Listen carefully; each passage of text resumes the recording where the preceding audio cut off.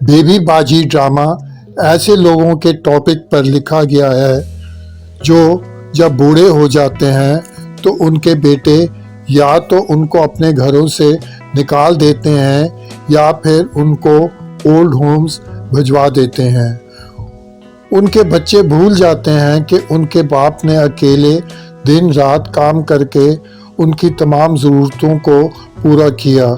वो अपनी मेहनत से उनकी खुराक, उनके कपड़े, उनकी तालीम और दूसरी बहुत सारी ज़रूरतों को पूरा करता रहा है। लेकिन अफसोस जब वो बड़े होते हैं और उनकी शादियां होती हैं तो उनका प्यार अचानक अपने माँ बाप के लिए गायब हो जाता है और उनकी तवज्जो अपने माँ बाप की तरफ से ख़त्म हो जाती है और फिर बेटे और बहुओं की रजामंदी से माँ बाप की जिम्मेदारी एक दूसरे पर डाल देते हैं। अब बेबी बाजी इसी किस्म का ड्रामा है।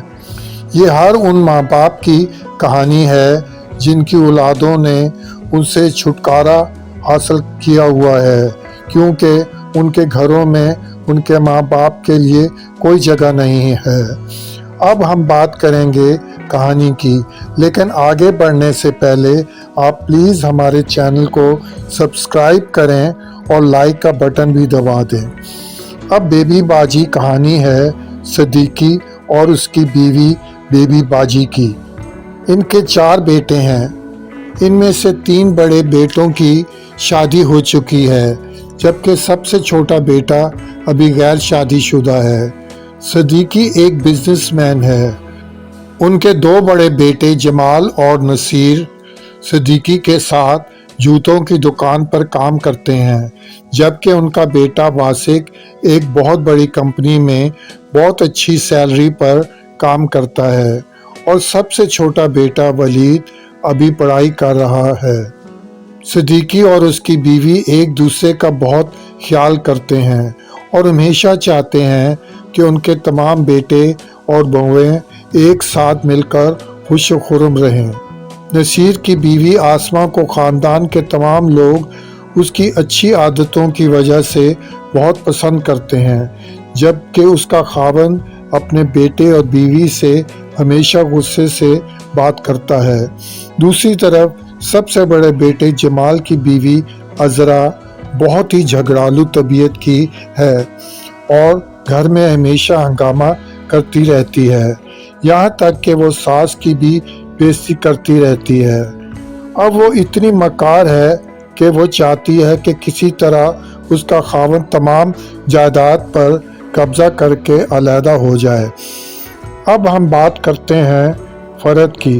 वो भी मक्कार है लेकिन वो अपनी सास और ससुर से लड़ने के बजाय वो अपने तमाम मंसूबे अपने खावंद वासिक के ज़रिए पूरे कराती थी और घर की एक रिपोर्ट रोज़ाना फ़ोन के ज़रिए वासिक को पहुंचाती है। अब वलीद जो सबसे छोटा बेटा है सुमन को पसंद करता है। वो एक समझदार लड़की है और वलीद के घर में होने वाली तमाम बातों को जानती है। अब सिद्दीकी जमाल, नसीर और वासिक के रवैयों की वजह से बहुत टेंशन में रहता है। वो अक्सर लड़ते थे और जायदाद में से अपने बाप से हिस्सा मांगते थे ताकि वो अलहदा हो सकें। ये देखकर उसे अपनी बीवी की बेहद फिक्र रहने लगी कि उसके मरने के बाद उसकी बीवी का क्या होगा। फिर वो मस्जिद जाने से पहले अपनी बीवी से कहता है, तुमने सारी ज़िंदगी हिम्मत से काम लिया है, आइंदा भी हिम्मत ना हारना, अपना ख्याल रखना। फिर मस्जिद जाते हुए वो वलीद के पास रुकता है और कहता है, कभी कभी सारे बड़े भाई माँ बाप से जान छुड़ाने के लिए उनका बोझ छोटे भाई पर डाल देते हैं। अगर तुम पर ऐसा बोझ पड़े तो घबराओगे तो नहीं? तुम्हारी माँ जो है तुम्हारी जिम्मेदारी है। अगर उसका बोझ तुम पर पड़ जाए तो घबराना मत। इसके बाद सिद्दीकी मस्जिद जाता है जहाँ उसकी मौत हो जाती है। उसके मरने के बाद जमाल نصیر اور واسق کو جائیداد میں سے حصہ دیتا ہے، لیکن ماں اور ولید کا حصہ اپنے پاس رکھتا ہے۔ اب عذرا جو مکار ہے اور جانتی ہے ساس کے پاس بہت سارا زیور ہے، ضد کر کے ساس کو اپنے گھر رکھ لیتی ہے تاکہ موقع پاتے ہی تمام زیور چوری کر سکے۔ ایک دن عذرا تمام جولری چرا کر اس کی جگہ نقلی جولری رکھ دیتی ہے۔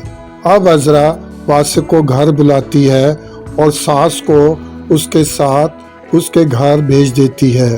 واسق جب ماں کو لے کر اپنے گھر جاتا ہے تو اس کی بیوی فرحت ساس کو دیکھ کر خوش نہیں ہوتی اور واسق سے کہتی ہے انہیں نصیر کے گھر چھوڑ کر آئیں۔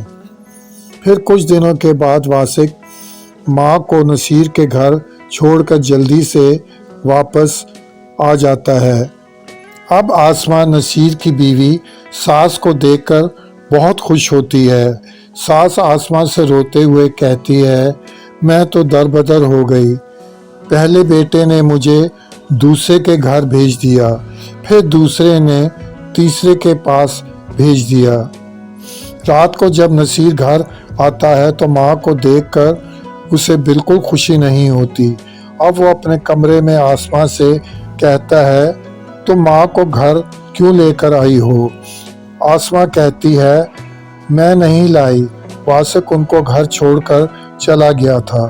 اب لاہور میں ولید نے جوتوں کے کاروبار میں بے حد تجربہ حاصل کر لیا ہے۔ وہ اپنی ماں سے بے حد پیار کرتا ہے اور اپنی ماں کو اپنے پاس بلانے کا منصوبہ بنا رہا ہے۔ امید ہے آپ کو یہ ویڈیو پسند آئی ہوگی۔ خدا حافظ، پھر ملیں گے نئی ویڈیو کے ساتھ۔ Thanks for watching.